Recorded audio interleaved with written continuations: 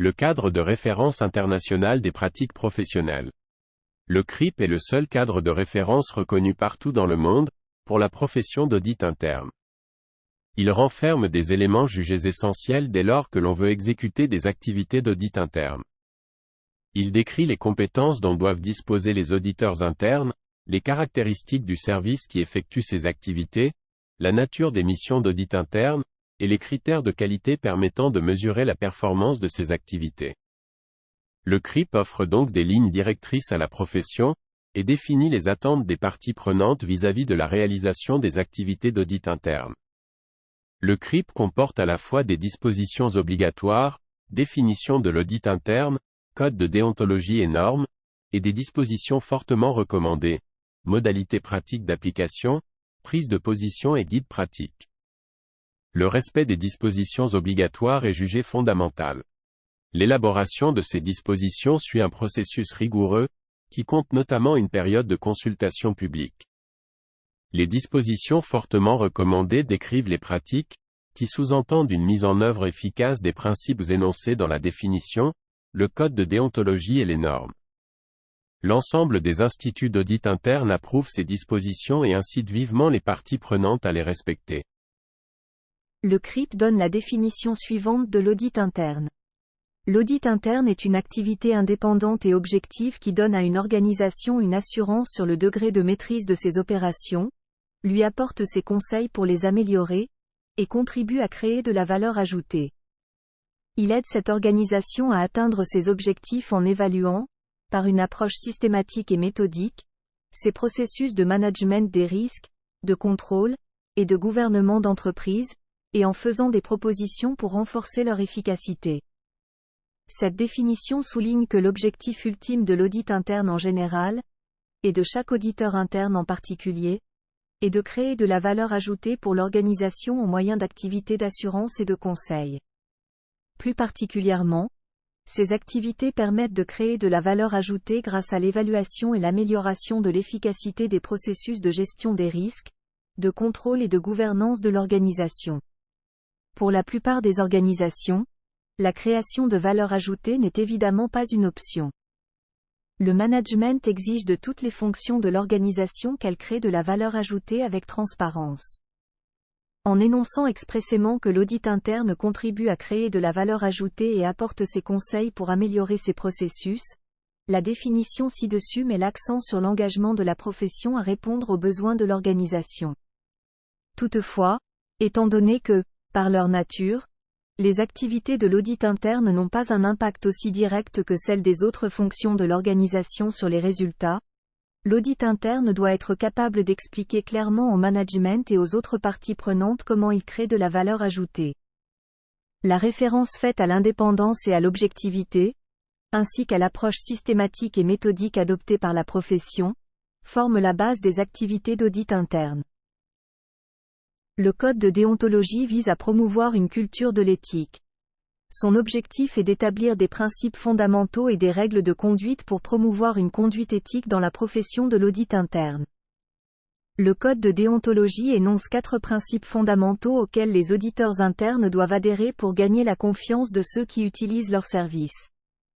Ces principes sont l'intégrité, l'objectivité, la confidentialité et la compétence. Intégrité. D'après le code de déontologie, l'intégrité des auditeurs internes est à la base de la confiance et de la crédibilité accordée à leur jugement.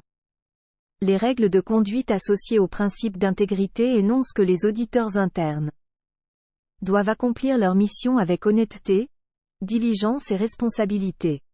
Doivent respecter la loi et faire les révélations requises par les lois et les règles de la profession. Ne doivent pas sciemment prendre part à des activités illégales ou s'engager dans des actes déshonorants pour la profession d'audit interne ou leur organisation. Doivent respecter et contribuer aux objectifs éthiques et légitimes de leur organisation. Objectivité. Le code de déontologie requiert que les auditeurs internes montrent le plus haut degré d'objectivité professionnelle en collectant, évaluant et communiquant les informations relatives à l'activité ou au processus examiné. Les auditeurs internes évaluent de manière équitable tous les éléments pertinents et ne se laissent pas influencer dans leur jugement par leurs propres intérêts ou par autrui. Les règles de conduite associées au principe d'objectivité énoncent que les auditeurs internes ne doivent pas prendre part à des activités ou établir des relations qui pourraient compromettre ou risquer de compromettre le caractère impartial de leur jugement. Ce principe vaut également pour les activités ou relations d'affaires qui pourraient entrer en conflit avec les intérêts de leur organisation. Ne doivent rien accepter qui pourrait compromettre ou risquer de compromettre leur jugement professionnel. Doivent révéler tous les faits matériels dont ils ont connaissance et qui, s'ils n'étaient pas révélés, auraient pour conséquence de fausser le rapport sur les activités examinées. L'objectivité est une qualité fondamentale de l'audit interne. Lorsqu'ils réalisent leurs travaux, il est impératif que les auditeurs internes soient conscients des menaces potentielles qui pèsent sur leur objectivité, comme leurs relations personnelles ou les conflits d'intérêts. Ainsi, accepter des cadeaux de la part des audités, auditer une entité dans laquelle travaille son conjoint ou s'entendre avec le manager de la division pour être muté dans la division examinée à la fin de l'audit, serait perçu comme une atteinte à l'objectivité de l'auditeur interne. De surcroît, les auditeurs internes doivent être objectifs dans leur communication et éviter les formulations trompeuses. Confidentialité. Le code de déontologie exige en outre que les auditeurs internes respectent la valeur et la propriété des informations qu'ils reçoivent.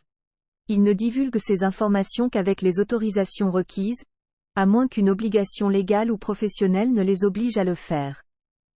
Les règles de conduite associées au principe de confidentialité énoncent que les auditeurs internes doivent utiliser avec prudence et protéger les informations recueillies dans le cadre de leurs activités.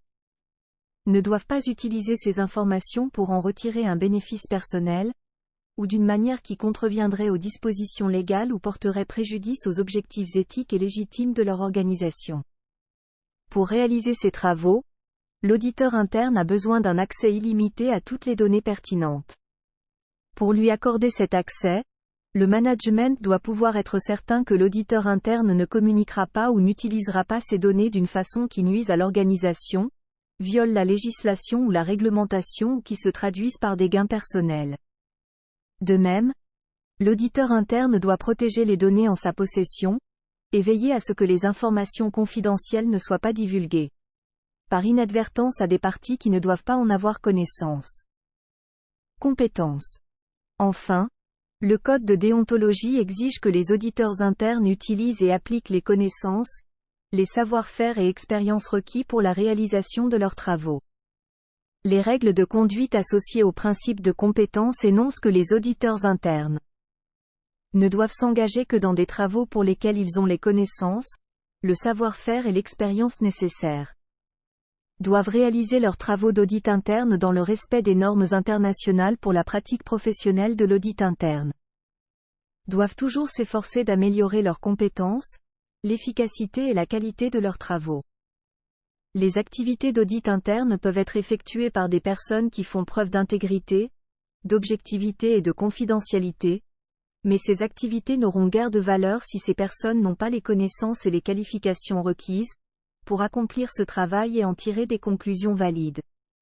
C'est pourquoi il existe des normes spécifiques qui imposent aux auditeurs internes d'enrichir en permanence leurs compétences et leurs connaissances. Les principes fondamentaux de l'audit interne sont mis en exergue dans les normes de l'IA.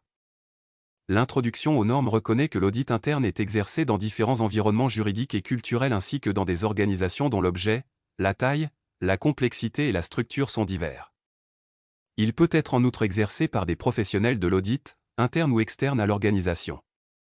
Si les différences entre les organisations peuvent influencer la pratique de l'audit interne, il est essentiel de se conformer aux normes pour que les auditeurs internes et l'audit interne s'acquittent de leurs responsabilités. L'introduction aux normes souligne en outre que les normes s'appliquent aux auditeurs internes et à l'activité d'audit interne.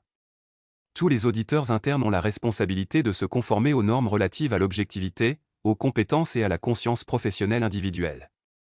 De plus, ils doivent se conformer aux normes relatives aux responsabilités associées à leur poste. Les responsables de l'audit interne ont la responsabilité d'assurer la conformité globale de l'activité d'audit interne avec les normes et d'en rendre compte.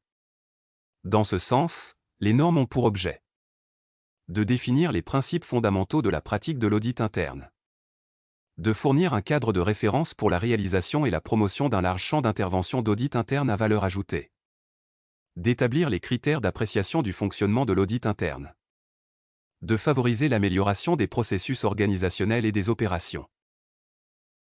Les normes incluent un glossaire des termes utilisés dans un sens spécifique. Les déclarations, leurs interprétations et les termes définis dans le glossaire doivent être considérés ensemble si l'on veut comprendre et appliquer les normes correctement. Il existe 3 types de normes. Les normes de qualification, qui énoncent les caractéristiques que doivent présenter les organisations et les personnes accomplissant des missions d'audit interne. Les normes de fonctionnement, qui décrivent la nature des missions d'audit interne et définissent des critères de qualité permettant de mesurer la performance des services fournis. Les normes de mise en œuvre, qui précisent les normes de qualification et les normes de fonctionnement en indiquant les exigences applicables dans les activités d'assurance ou de conseil.